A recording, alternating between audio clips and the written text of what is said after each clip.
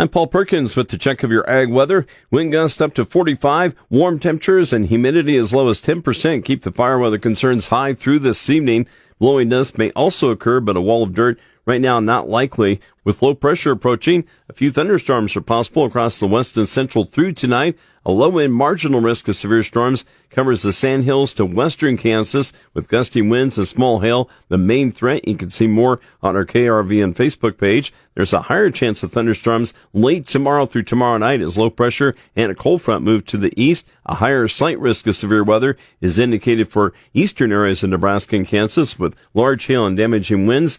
Also, more on that severe threat on our KRV and Facebook page. Rain totals should range on the light side from a trace to 3/4 of an inch. In behind the cold front, north wind gusts of 30 to 45 are likely for late tomorrow through Saturday, with Saturday highs cooling off to around 50.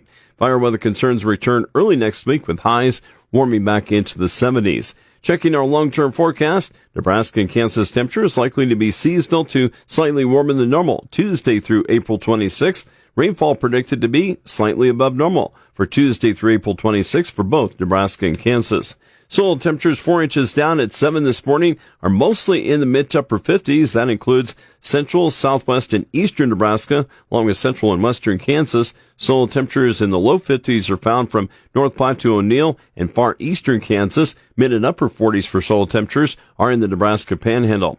In the latest regional drought monitor, most of Nebraska remains in severe drought. Extreme to exceptional drought coverage dropped 4 percentage points to 29% in Nebraska. That includes the Southwest Panhandle, and much of the North Central and Northeast. Kansas dropped 4 percentage points to 12% drought-free. Drought-free to abnormally dry areas are in much of the East.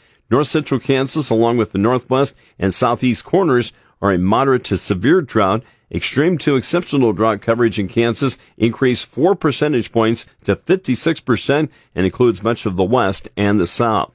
Key weather factors in the markets include a storm returning active weather to the U.S., snow melt in the northern plains and Canadian prairies, and rains in central Brazil. A slow-moving storm and its cold front pushed to the east, reaching the Mississippi Valley by Saturday. Towards the central and southern plains, most of the rains are likely to be spotty. Late in the weekend, the storm intensifies across the upper Midwest, leading to windy weather and rain, possibly some snow. Locally severe storms may also develop along the trailing cold front. Early next week, rain and snow lingers in the Great Lakes, while rain and thunderstorms sweep toward the east coast. For the northern plains and Canadian prairies, the snow melt should continue despite some cooler air through the next week. In Brazil, rain increases through the weekend and next week, providing the needed moisture for now for developing second crop corn. With the check of your ag weather, I'm Paul Perkins.